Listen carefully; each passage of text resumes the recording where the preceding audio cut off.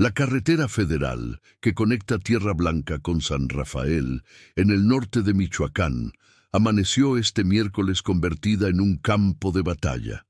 Casquillos percutidos, cristales rotos, manchas de sangre y vehículos oficiales acribillados quedaron como evidencia de lo que autoridades estatales describen como una emboscada premeditada y de alto impacto contra elementos de la policía estatal. El saldo preliminar reporta al menos 6 agentes muertos y 4 más hospitalizados en condición crítica. Los hechos ocurrieron cerca de las 5:30 de la mañana, cuando un convoy de 3 patrullas se dirigía hacia una comunidad donde se había reportado la presencia de hombres armados realizando cobros de piso a comerciantes locales. Según testigos que transitaban por la zona en ese momento, el ataque fue repentino y brutal. Los uniformados no tuvieron tiempo de reaccionar cuando ráfagas de disparos provenientes de ambos lados de la carretera impactaron contra los vehículos oficiales. Escuché las primeras detonaciones y pensé que era un accidente, pero luego el ruido fue infernal, como si estuvieran en una guerra. Relató uno de los conductores que logró refugiarse detrás de un terraplén cercano. La emboscada había sido cuidadosamente preparada. Los sicarios habían bloqueado la carretera con 2 camionetas incendiadas a unos 100 metros de distancia, obligando al convoy a reducir la velocidad justo en el punto donde los esperaban. ¿Y tú? ¿Desde dónde nos estás viendo? Déjanos tu comentario aquí abajo y suscríbete al canal para estar al tanto de todas las noticias más impactantes de nuestro país. Tu apoyo nos ayuda a seguir trayéndote la verdad. La violencia desatada en ese tramo carretero no fue un hecho aislado. Tierra Blanca y San Rafael son 2 municipios que, en los últimos 2 años, se han convertido en puntos estratégicos disputados por células del crimen organizado que buscan controlar rutas de trasiego de drogas sintéticas y precursores químicos provenientes del puerto de Lázaro Cárdenas. La zona, caracterizada por sus montañas boscosas, brechas poco vigiladas y comunidades alejadas de los centros urbanos, ha sido escenario de múltiples enfrentamientos, levantones y hallazgos de cuerpos en fosas clandestinas. Pobladores de ambos municipios han denunciado reiteradamente el cobro de cuotas, secuestros exprés y la imposición de normas por parte de grupos armados que operan con total impunidad. La emboscada del miércoles ocurrió específicamente en el kilómetro 47 de la carretera federal, en un tramo conocido como El Coyote, caracterizado por curvas cerradas y vegetación densa que reduce la visibilidad. Este punto ha sido señalado en informes de inteligencia estatal como un corredor frecuentado por células criminales debido a su cercanía con caminos de terracería que conectan con ranchos, aserraderos abandonados y pequeñas localidades donde las autoridades rara vez ingresan sin refuerzos. En ese lugar, durante los últimos 6 meses, se han registrado al menos 3 bloqueos carreteros, 2 enfrentamientos armados y el hallazgo de vehículos calcinados con restos humanos en su interior. Los elementos de la policía estatal que conformaban el convoy emboscado pertenecían al Grupo de Operaciones Especiales, una unidad encargada de atender reportes de alto riesgo en zonas rurales. Según el parte oficial, emitido por la Secretaría de Seguridad Pública del Estado, los uniformados se dirigían a la comunidad de El Aguacate, donde habitantes habían reportado vía telefónica que hombres armados estaban extorsionando a dueños de tiendas de abarrotes, carnicerías y talleres mecánicos. La denuncia había llegado la noche anterior a través de una llamada anónima al número de emergencias, donde una voz temblorosa describía que al menos 8 sujetos con chalecos tácticos y armas largas habían ingresado al poblado en camionetas sin placas, exigiendo pagos semanales a cambio de protección. El convoy salió de la base operativa de Tierra Blanca poco antes de las 5 de la mañana. Las 3 patrullas tipo pick-up, equipadas con torretas y sistemas de comunicación, transportaban a 14 agentes en total. Vestían uniformes tácticos negros, portaban fusiles de asalto AR-15 y rifles calibre 308 y llevaban chalecos balísticos nivel 3. Ninguno de ellos imaginaba que, en menos de 20 minutos, estarían enfrentando una lluvia de disparos coordinada desde posiciones elevadas y trincheras improvisadas. La emboscada había sido montada con precisión militar. Los atacantes conocían la hora aproximada en que las autoridades se desplazaban por esa ruta. Habían estudiado el terreno y contaban con armamento de alto calibre, incluyendo al menos 2 ametralladoras calibre 50 que fueron identificadas posteriormente por el tipo de impactos en los vehículos oficiales. Cuando el convoy llegó al kilómetro 47, los conductores detectaron de inmediato las 2 camionetas en llamas que bloqueaban parcialmente la carretera. El protocolo indicaba detenerse a una distancia prudente, reportar la situación y solicitar refuerzos antes de avanzar. Sin embargo, el tiempo de reacción fue insuficiente. En cuestión de segundos, las detonaciones comenzaron a impactar contra las patrullas desde múltiples direcciones.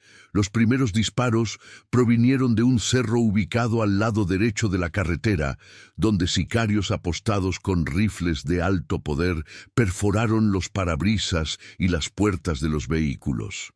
Casi simultáneamente, desde un grupo de árboles en el lado izquierdo, otra célula de atacantes abrió fuego con armas automáticas, generando un fuego cruzado que dejó a los uniformados atrapados sin posibilidad de maniobra. Los agentes que viajaban en la primera patrulla fueron los primeros en caer. Según la reconstrucción de los hechos realizada por peritos de la Fiscalía General del Estado, el conductor recibió múltiples impactos en el tórax y el cuello, perdiendo el control del vehículo que terminó volcado en la cuneta. 2 elementos más que iban en la cabina murieron en el lugar debido a heridas de bala en la cabeza y el abdomen. Los tripulantes de la segunda y tercera patrulla intentaron repeler la agresión, descendiendo de los vehículos y buscando cobertura detrás de las unidades, pero la intensidad del fuego enemigo era abrumadora. Testigos que presenciaron la escena desde una distancia segura aseguran que el tiroteo se prolongó por al menos 15 minutos, aunque en medio del caos y el pánico el tiempo pareció eterno. Yo venía de regreso del rancho cuando vi las camionetas quemadas y después empezó todo. Me tiré al suelo junto a mi camioneta y solo escuchaba los balazos sin parar. Luego vi cómo los malos se retiraban en varias trocas hacia la sierra, declaró un ganadero que prefirió mantener su identidad en el anonimato por temor a represalias. Este hombre, de aproximadamente 50 años, originario de un ejido cercano, aseguró haber visto al menos 4 camionetas tipo Suburban y Ram, todas de color oscuro y sin placas, alejándose del lugar del ataque a gran velocidad por una brecha que conduce hacia las montañas. Según su testimonio, los sicarios eran entre 15 y 20, todos vestidos con ropa táctica de color verde militar y portando pasamontañas. Algunos de ellos subieron a las cajas de las camionetas, mientras otros seguían disparando hacia las patrullas hasta que se perdieron de vista entre el polvo y la vegetación. Después de que cesaron las detonaciones, un silencio sepulcral se apoderó del lugar. Los pobladores que se habían refugiado en sus casas o detrás de árboles comenzaron a salir con cautela, aún temiendo que los agresores pudieran regresar. En la carretera, el panorama era desolador. Las 3 patrullas presentaban cientos de impactos de bala, los neumáticos reventados, los cristales hechos añicos y charcos de sangre que se mezclaban con el aceite y los líquidos derramados de los motores destrozados. Los cuerpos de los agentes caídos yacían en distintas posiciones, algunos aún sosteniendo sus armas, otros desplomados junto a las puertas abiertas de las unidades. Los heridos, quienes habían logrado sobrevivir gracias a la protección parcial de los vehículos y sus chalecos balísticos, gemían de dolor mientras esperaban la llegada de las ambulancias. La primera unidad de respuesta en arribar al lugar fue otra patrulla de la policía estatal que venía en sentido contrario y que escuchó los reportes urgentes por radio. Al llegar, los elementos confirmaron la magnitud de la tragedia y solicitaron apoyo inmediato de paramédicos, personal forense y refuerzos militares. Minutos después, arribaron 2 ambulancias de la Cruz Roja y una unidad de la Guardia Nacional. Los paramédicos trabajaron contrarreloj para estabilizar a los heridos, aplicando torniquetes, vendajes de presión y administrando suero intravenoso antes de trasladarlos al Hospital General de Tierra Blanca. Lamentablemente, 2 de los heridos fallecieron durante el traslado debido a la gravedad de sus lesiones, elevando el número de víctimas mortales a 6. En el hospital, el ambiente era de profunda consternación. Familiares de los agentes comenzaron a llegar en cuanto se difundió la noticia del ataque. Esposas, madres, hijos y hermanos se congregaron en los pasillos, algunos llorando desconsoladamente, otros en estado de shock, incapaces de procesar la magnitud de la pérdida. Los 2 agentes, que aún permanecían con vida, fueron ingresados de emergencia al quirófano, donde equipos médicos luchaban por salvarles la vida. Ambos presentaban múltiples heridas de bala, fracturas y hemorragias internas. Uno de ellos había recibido un disparo en el pulmón derecho y otro en el hígado, mientras que el segundo había sido impactado en el fémur, el brazo izquierdo y el abdomen. Los médicos reportaron que su condición era crítica y que las próximas horas serían determinantes para su supervivencia. Mientras tanto, en el lugar de la emboscada, peritos de la Fiscalía General del Estado comenzaron a realizar las primeras diligencias. Delimitaron el área con cinta amarilla, colocaron marcadores numerados sobre cada uno de los cientos de casquillos percutidos dispersos por la carretera y las cunetas, fotografiaron los vehículos oficiales desde todos los ángulos posibles y recolectaron muestras de sangre y otros indicios. Los casquillos correspondían a diferentes calibres, 7, 62 39 milímetros utilizados en rifles AK-47, 5, 56 KES 45 mm propios de rifles AR-15 y 50 BMG, estos últimos provenientes de ametralladoras pesadas que habían perforado incluso los blindajes ligeros de las patrullas.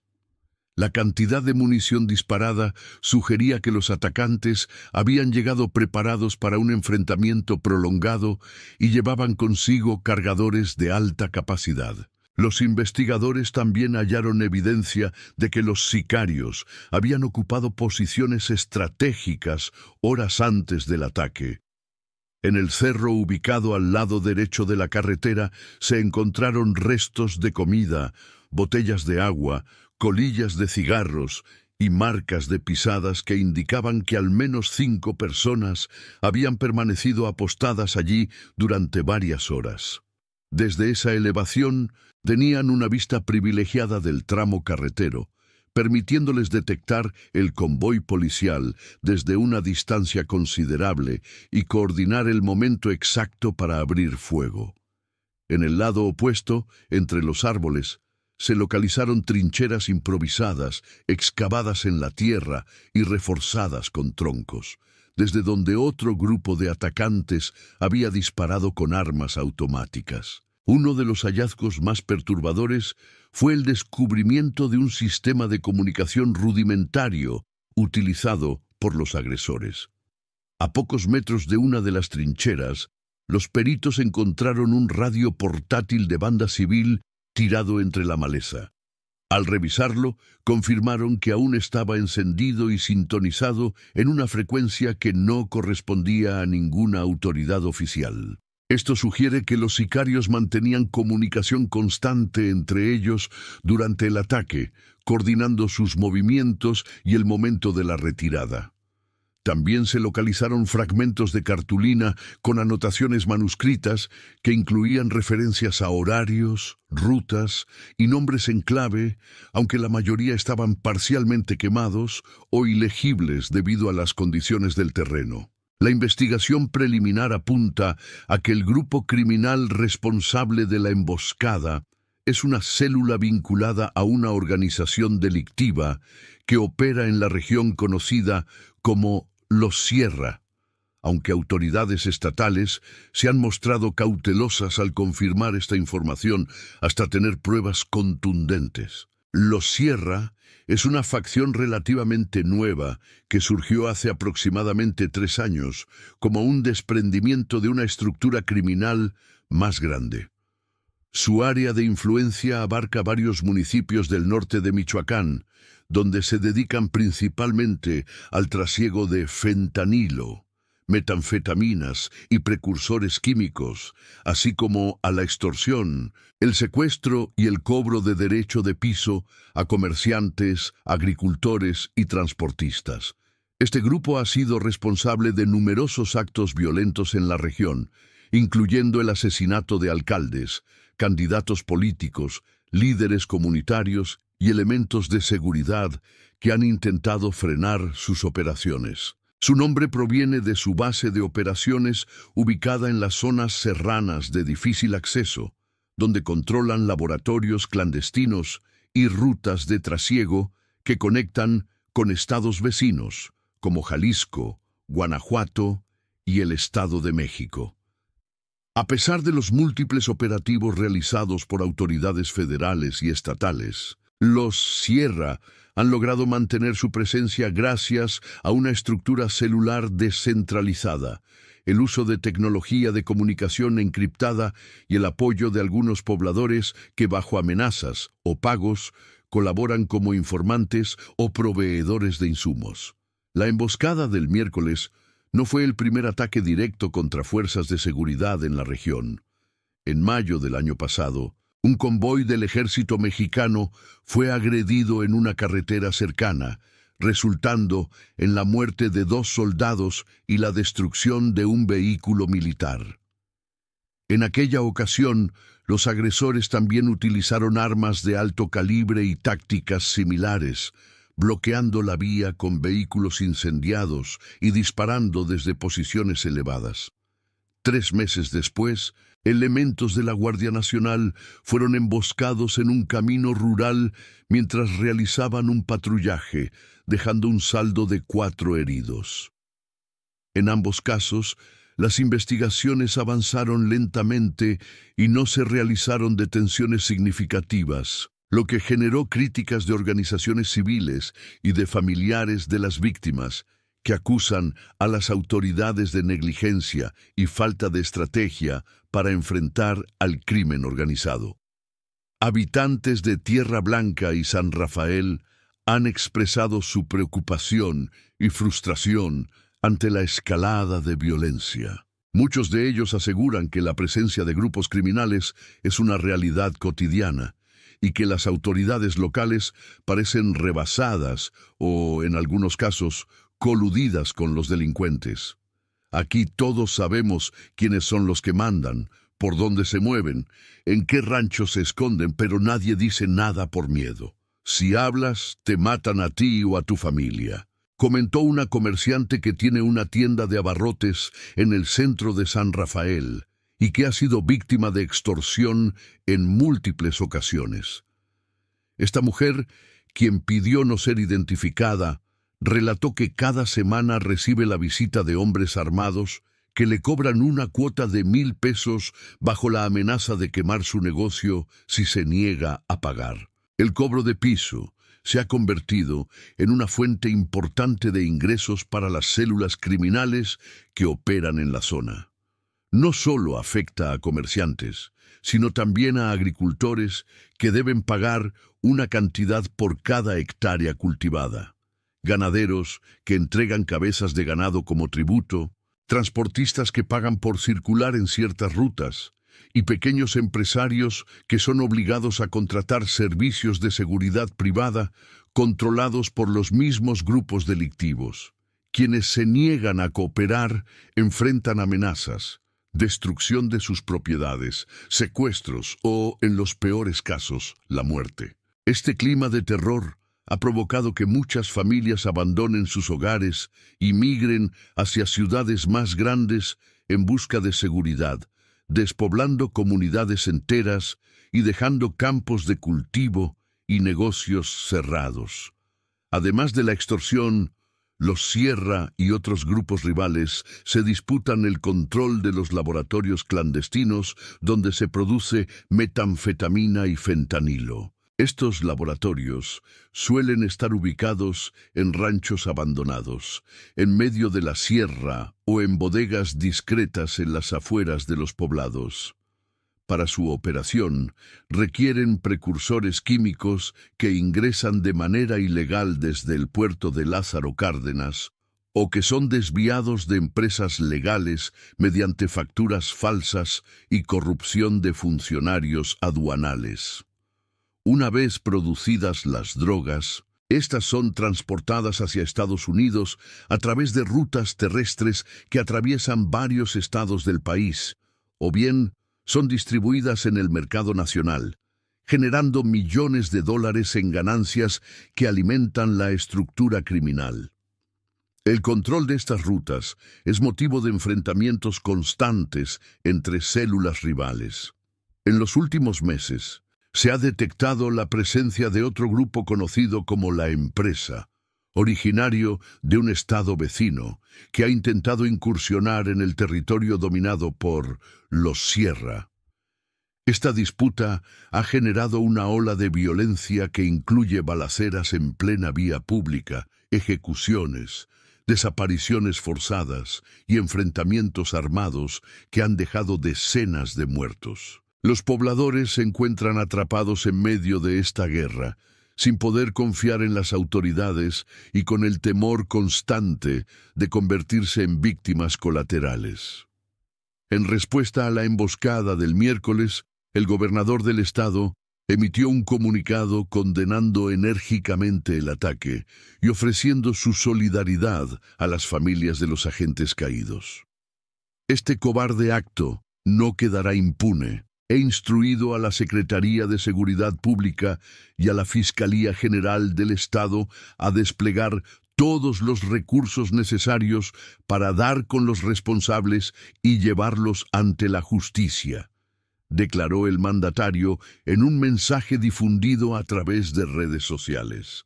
Sin embargo, muchas personas recibieron estas palabras con escepticismo, recordando que promesas similares se han hecho en el pasado sin que se concreten resultados significativos. El presidente municipal de Tierra Blanca también se pronunció, exigiendo la intervención de las fuerzas federales para reforzar la seguridad en la región. Nuestras corporaciones locales están rebasadas. Necesitamos apoyo del Ejército, de la Guardia Nacional, de la Fiscalía General de la República. No podemos seguir así, con nuestros policías cayendo en emboscadas y nuestros ciudadanos viviendo atemorizados, expresó el alcalde durante una conferencia de prensa improvisada en las oficinas del ayuntamiento. Reconoció que la situación de inseguridad ha ahuyentado la inversión, ha paralizado proyectos de desarrollo y ha generado una crisis económica que afecta a miles de familias que dependen de la agricultura, el comercio y el turismo. Por su parte, organizaciones de la sociedad civil y colectivos de víctimas exigieron una investigación exhaustiva y transparente del ataque. No basta con ofrecer condolencias. Queremos que se esclarezcan los hechos, que se identifique a los culpables, que se desmantelen las estructuras criminales y que se proteja a la población. Además, es fundamental investigar posibles complicidades dentro de las instituciones de seguridad, porque emboscadas de esta magnitud no ocurren sin información previa, señaló la vocera de un colectivo que agrupa a familiares de personas desaparecidas y víctimas de la violencia en Michoacán. Las sospechas de que la emboscada fue posible gracias a filtraciones de información desde el interior de las corporaciones policiales no son infundadas.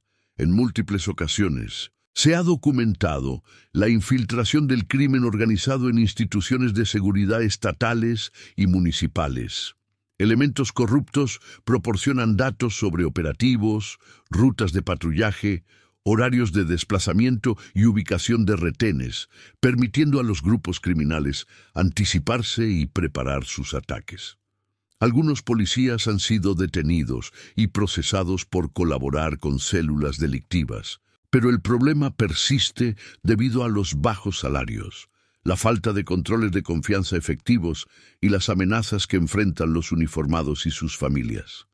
En el caso de la emboscada del miércoles, investigadores están analizando la posibilidad de que los sicarios hayan conocido con antelación la ruta y el horario del convoy.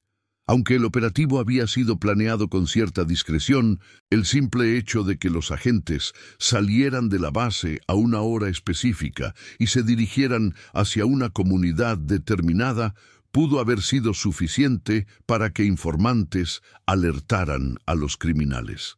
También se investiga si hubo comunicaciones previas entre algún miembro del convoy y personas externas, revisando registros telefónicos y mensajes de radio, aunque hasta el momento no se han hecho públicos resultados concluyentes.